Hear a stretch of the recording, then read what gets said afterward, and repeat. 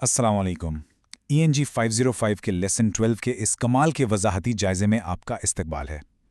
आज हम बात करने वाले हैं आर्किटेक्चर ऑफ द माइंड, यानी जहन की इमारत के बारे में। अगर आप अपने एग्जाम्स की तैयारी कर रहे हैं और जानना चाहते हैं कि हम असल में ज़बान को या अपने इर्द गिर्द की दुनिया को कैसे प्रोसेस करते हैं, तो यकीन करें आज का ये सेशन आपके लिए लिटरली एक गेम चेंजर साबित होने वाला है। हम देखेंगे कि हमारा दिमाग कैसे इन्फॉर्मेशन को जोड़कर एक मुकम्मल पिक्चर बनाता है। अब जरा सोचें, क्या कभी आपके जहन में ये सवाल आया है कि कुछ स्टूडेंट्स इतनी आसानी से कामयाब क्यों हो जाते हैं जबकि बाकी मुसलसल स्ट्रगल करते रहते हैं? फर्ज करें दो स्टूडेंट्स का टेस्ट रिजल्ट खराब आया है। एक तो बिल्कुल हिम्मत हार कर बैठ जाता है, लेकिन दूसरा वो इस फेलियर को यूज करता है, अपनी कमजोरियों को समझता है और एक नया स्टडी प्लान बनाता है। आखिर ऐसा क्यों? इसका जवाब एक बहुत ही सिंपल लेकिन पावरफुल कॉन्सेप्ट में है। हमारा दिमाग एक बिल्डिंग की तरह है और हम खुद उस बिल्डिंग के मेमार हैं। तो आज के इस डिजिटल सिलेबस में हम 4 बहुत ही इंपॉर्टेंट थियरीज को डिकोड करेंगे ताकि एग्जाम के लिए आपकी तैयारी बिल्कुल परफेक्ट हो। हम स्टार्ट करेंगे बैंडूरा के सोशियो कॉग्निटिव मॉडल से, फिर हम सेल्फ एफिकेसी को समझेंगे, उसके बाद ओजुबेल की सबजम्पशन थियरी आएगी और लास्ट में हम मेटाकॉग्निशन और स्क्रिप्ट थियरी को देखेंगे।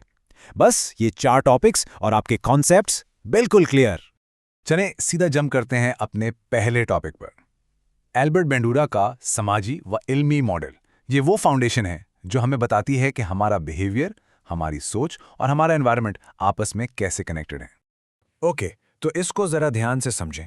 बेंडोरा का मानना था कि हम लर्नर्स क्लास में बस चुपचाप बैठने वाले कोई पैसिव स्पंज नहीं है जो बस इंफॉर्मेशन को जज्ब कर लें। बिल्कुल नहीं, हम अपने नॉलेज को खुद बिल्ड करते हैं, हम एक्टिव हैं, हम अपनी इंफॉर्मेशन को खुद ऑर्गेनाइज करते हैं, रेगुलेट करते हैं और अपने डिसीजंस पर रिफ्लेक्ट करते हैं।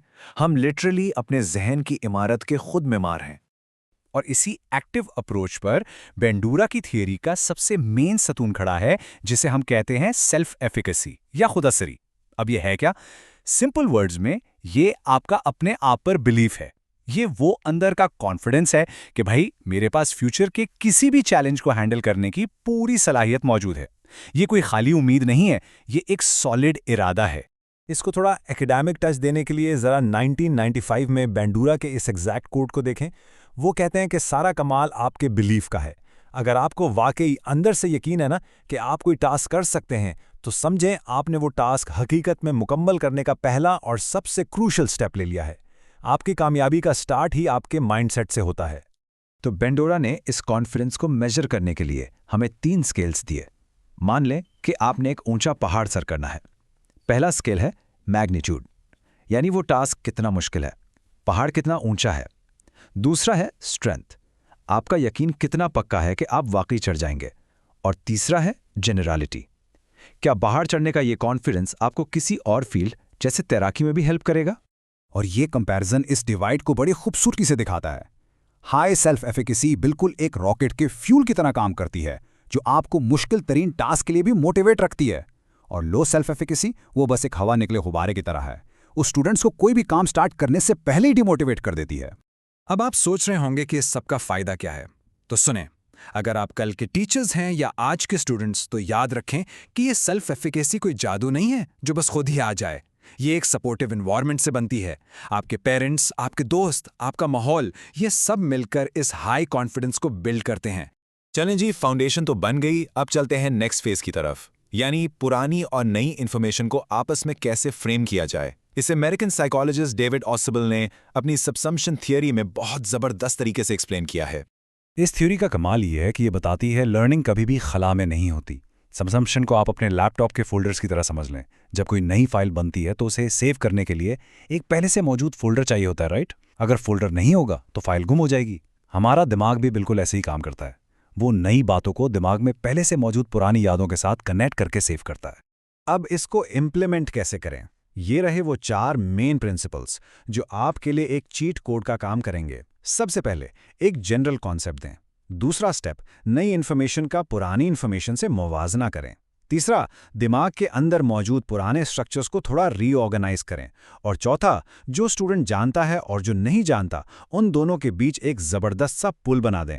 तो क्रूशियल पॉइंट ये है कि एज ए टीचर आपका काम सिर्फ व्हाइट बोर्ड पर फैक्ट्स लिखना नहीं है, आपका असल काम है स्टूडेंट के माइंड में पुल बनाना, एक ऐसा ब्रिज जो उनके मानूस माजी को एक नए और नामालूम कॉन्सेप्ट से कनेक्ट कर दे। अब हम एंटर हो रहे हैं अपने माइंड आर्किटेक्चर के लास्ट और सबसे इंटरेस्टिंग पार्ट में। इसे मैं सोच का इंटीरियर डिज़ाइन कहता हूँ। यहाँ हम देखते हैं कि हम अपने ही ख्यालात को कैसे मॉनिटर करते हैं। मुझे सच बताएं, क्या आपके साथ कभी ऐसा हुआ है कि पूरी बुक का एक पेज पढ़ लिया और एंड पर आके लगा, ओहो मुझे तो एक लफ्ज़ समझ नहीं आया?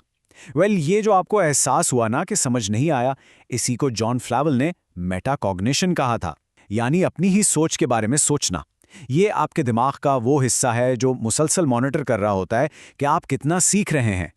और उसी से लिंक होती है शांक और एबल्सन की स्क्रिप्ट थ्योरी। अब देखें, जब आप किसी रेस्टोरेंट जाते हैं तो क्या आपको हर बार नया तरीका सोचना पड़ता है कि ऑर्डर कैसे करें? बिल्कुल नहीं। आपके दिमाग में पहले से एक स्क्रिप्ट पड़ा है जो पुराने एक्सपीरियंसेस से बना है। हमारा दिमाग हर नए इवेंट पर बस वो पुराना स्क्रिप्ट अप्लाई कर देता है। अब इस स्लाइड पर जो चीज़ है ना, वो वाकई कमाल की है, कॉन्सेप्चुअल डिपेंडेंसी। ये सिर्फ इंसानी दिमाग तक नहीं रुकती, ये इतना लॉजिकल सिस्टम है कि हम लिटरली इन्हीं सिंबल्स और स्क्रिप्ट्स को यूज़ करके कंप्यूटर्स और आर्टिफिशियल इंटेलिजेंस को सिखाते हैं कि वो इंसानों की ज़ुबान कैसे समझें। हम AI को बताते हैं कि भाई जब ये लफ्ज़ बोला जाए तो उसके पीछे का पूरा मेंटल स्क्रिप्ट क्या होगा। तो आज की इस पूरी डिस्कशन का बॉटम लाइन क्या है? अगर आपको अपने अनमेंटल स्क्रिप्ट्स का और मेटाकॉग्निशन का पता चल जाए तो आप अपनी स्टडी हैबिट्स को खुद कंट्रोल कर सकते हैं। आप एक आम स्टूडेंट से एक इंतहाई लचकदार और ज़बरदस्त लर्नर बन जाते हैं। आपको पता होता है कि आपका माइंड कैसे काम कर रहा है। तो इस सेशन को क्लोज करते हुए मैं आपको एक बहुत ही इंपॉर्टेंट थॉट देकर जा रहा हूं। आज आप जो भी सीख रहे हैं, क्या आप वाकई अपने जहन की इमारत को खुद डिज़ाइन कर रहे हैं? ज़रा सोचिएगा इस पर। अपनी सेल्फ एफिकेसी पर फोकस करें और अपने माइंड के स्क्रिप्ट्स को पहचानें। अगले जायजे में फिर मिलेंगे, तब तक के लिए खुदा हाफिज़।